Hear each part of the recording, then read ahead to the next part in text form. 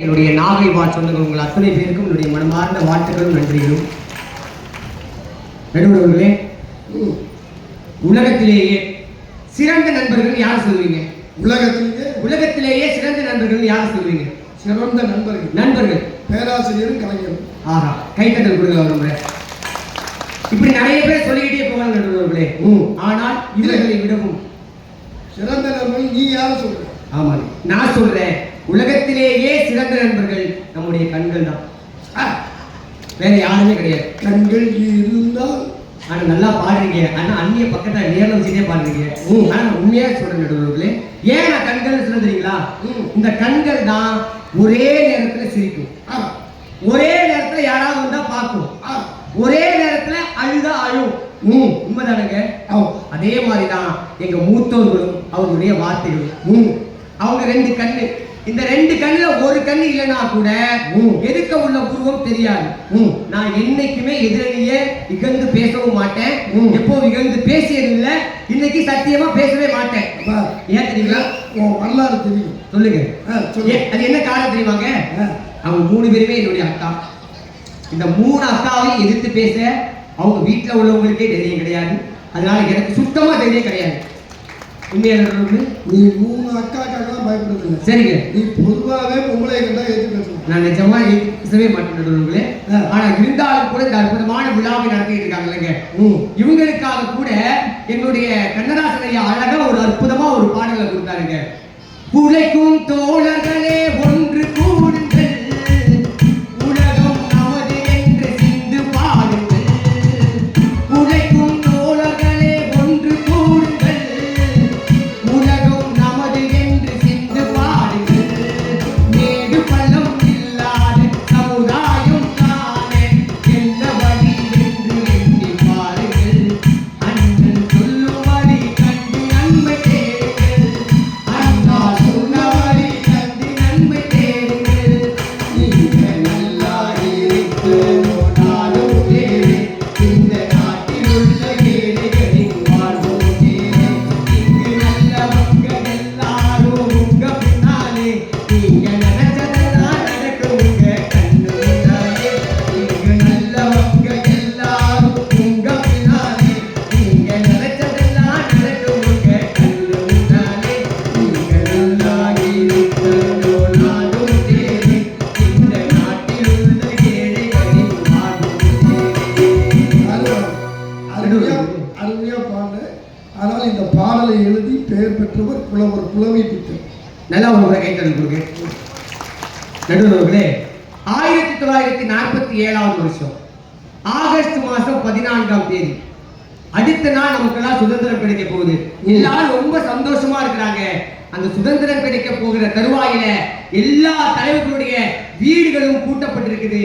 ஆனால் ஒரே ஒரு தலைவர்களுடைய வீடு மட்டும் பூட்டப்படவில்லை. எல்லாரும் கேட்கிறாங்க, ஐயா நாளைக்கு காலையில சுதந்திரம் கிடைக்க போகுது, எல்லாரும் சந்தோஷமா உறங்கிட்டு இருக்காங்க, காலையில அந்த நல்ல செய்தியை கேட்க போறாங்க, ஆனா நீங்க மட்டும் ஏன் இன்னமும் விழித்துக் கொண்டிருக்கிறீர்கள் அப்படின்னு கேட்கும் பொழுது அந்த அற்புதமான தலைவர் சொன்னாருங்க, நாளைக்கு என்னவோ நமக்கு சுதந்திரம் கிடைக்க போகுது சரிதான், ஆனா என்னுடைய மக்களுடைய மனங்களில் மதம், இனம், மொழி என்ற வேறுபாடு இருக்கிறது. இந்த வேறுபாடுகளை களைவதற்காக நான் எழுதி கொண்டிருக்கிறேன், இன்னமும் எழுதுவேன் என்று கூறி இந்திய அரசியலமைப்பு சட்டத்தை எழுதி முடித்தாரே என்னுடைய அண்ணன் அம்பேத்கர்.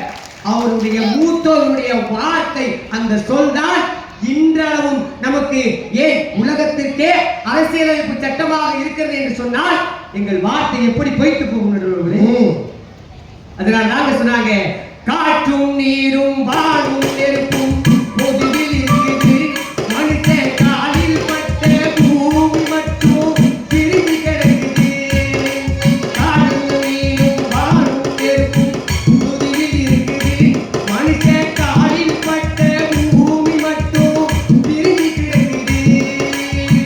இருந்து வைத்து பார்ப்பதெல்லாம் மனித இதயமே, இருந்து வைத்து பார்ப்பதெல்லாம் மனித இதயமே.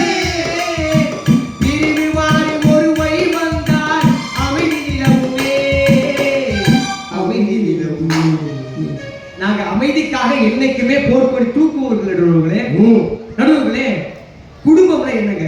எது? குடும்பம்னா என்ன? குடும்பம். குடும்பம். குடு கூட்டல் இன்பம். குடு கூட்டல். ஆமாங்க. அன்பை கொடுக்கணும், பண்பை கொடுக்கணும், பாசத்தை கொடுக்கணும். அடல ஒன்னாவதுனா நம்ம மனைவி கிட்ட சம்பள கவர கொடுக்கணும். அதெல்லாம் அந்த காலம். ஏன் இப்பெல்லாம் ஏடிஎம் கார்டு தான். ஏடிஎம் கார்டா? அவன் வச்சிருக்கான். ஆமா. அப்பப்போ சொல்லி எடுத்துக்கிறான். அது நாம எடுக்க முடியாதுங்க, அது அவங்க எடுக்கிறாங்க. நாம வேணா ஒரு அத்தாச்சிக்கு ஏடிஎம் கார்டை வச்சிருக்கோம்னு சொல்லலாம். இல்ல நீ பரவாயில்ல. சரிங்க. நான் ஏடிஎம் கார்டை என் பொண்டாட்டிக்கு தான் கொடுத்துருக்கேன். அப்படியா? ஒரே ஒரு நாள் கேட்டேன். சரிங்க. அந்த ஏடிஎம் கார்டு கொடுவீங்க, அதை எடுத்துட்டு போய் அந்த மிஷின் உள்ளார விட்டேன். அந்த மிஷின் சொன்னிச்சு, உங்கள் ரகசிய எண்ணை பதிவிடவும் அப்படின்னு போட்டுச்சு.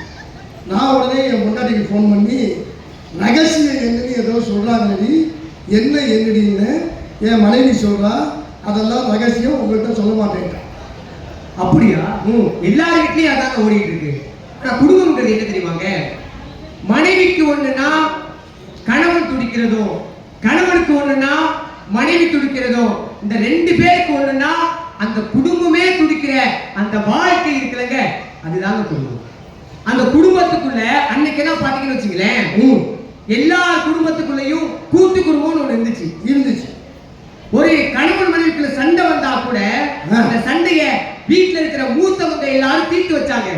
ஆனா இன்னைக்கு அப்படியெல்லாம் இல்லை நடுவர்களே. எல்லாரும் தனி கொடுத்துல போயிட்டாங்க. பிடிச்சா வாழ்றாங்க, பிடிக்கலன்னா பிடிச்சு போயிட்டே இருக்கிறாங்க. ஆனா அந்த பிள்ளைகள் எல்லாம் நடுத்தருவில் இருக்குதுங்க. இதான் எங்களுடைய இளைஞர்களுடைய செயலா? ஆனா அன்னைக்கு கூட கல்யாணம்ங்கிறது இப்படி இருக்கணும், வாழ்க்கைங்கிறது இப்படி இருக்கணும், வாழ்க்கையை இப்படி வாழ்ந்தா இந்த சமூகத்துல நம்ம நிலையா இருக்கலாம்னு அன்னைக்கு கொடுத்தாங்க.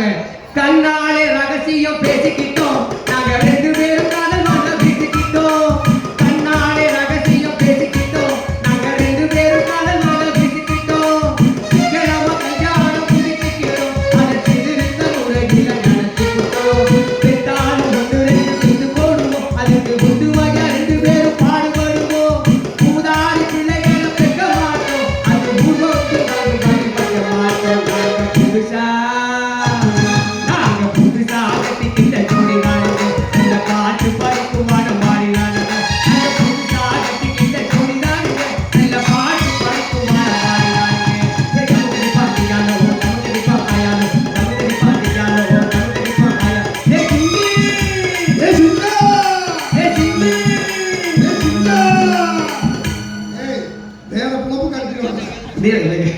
நிறைவாக நடுவர்களே, நிறைவாக இப்படி சொல்றேங்க. அந்த காலகட்டத்தில் வச்சுக்கலாங்க, மனிதனுடைய சராசரி வயது எவ்வளவு? அன்னைக்கு தான் 100 வயசு இருந்துச்சு, இல்ல 110 வயது இருந்துச்சு. ஆனா இன்னைக்கு எவ்வளவு தெரியுமாங்க சராசரி வயது? எவ்வளவு? 55. எவ்வளவு குறைஞ்சிருக்கு பாத்தீங்களா? என்ன காரணம்னா, அன்னைக்கு நாம் சாப்பிட்ட உணவு உணவாக இருந்தது, அமிர்தமாக இருந்தது. அதனால எல்லாரும் 100 வயசுக்கு மேல வாழ்ந்தோம். ஆனா இன்னைக்கு சாப்பிடுற சாப்பாட்டுல மனுஷனே செயற்கை உரங்கிற பேர்ல நஞ்சை விதைத்து எங்க மூத்தோர்கள் சொன்னாங்க, இயற்கை உரங்களை போடுங்க, இயற்கை உரங்களை போடுங்க, விவசாயத்தை பெருக்குங்க. அதை பெருக்கினீங்கன்னா 100 வயசு வாழலாம்னு எங்க மூத்தோர்கள் சொன்னாங்க. ஆனா இளையோர்கள் என்ன செய்யறாங்கன்னா, செயற்கை உரத்தை போட்டு நமக்கு நாமே கொல்லி வச்சுக்கிறோமேங்க. இந்த வாழ்க்கை ஒரு வாழ்க்கையா? இதுதான் இளையோர்களுடைய செயலா? அவங்களை குறை சொல்ல நான் வரல நடுவர்களே. நான் ஒரே ஒரு விஷயம் சொல்றேங்க, எங்க மூத்தோர்களுடைய வார்த்தைகளை கேட்டாலே போதும், அவர்கள் வாழ்க்கை செழுமையாக இருக்கும். அதனால சொன்னாங்க, அன்னைக்கே சொன்னாங்க, இன்னொரு வேதனை இவர்களுக்கு வேடிக்கை, இதயமற்ற மனிதருக்கு இதுவெல்லாம் வாடிக்கை. எத்தனை பெரிய மனிதனுக்கு எத்தனை சிறிய மனம் இருக்கு, எத்தனை பெரிய மனிதனுக்கு எத்தனை சிறிய மனம் இருக்கு, எத்தனை பெரிய பறவைக்கு எத்தனை சிறிய பறவைக்கு எத்தனை பெரிய அறிவிருக்கு. கோழிகை பாரு காலைக்கு பிடிக்கும், குருவிகை பாரு கோமலை படிக்கும்,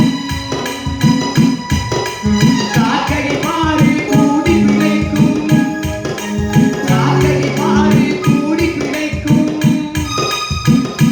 அட நம்மையும் பாரு நாடே சிரிக்கும். எத்தனை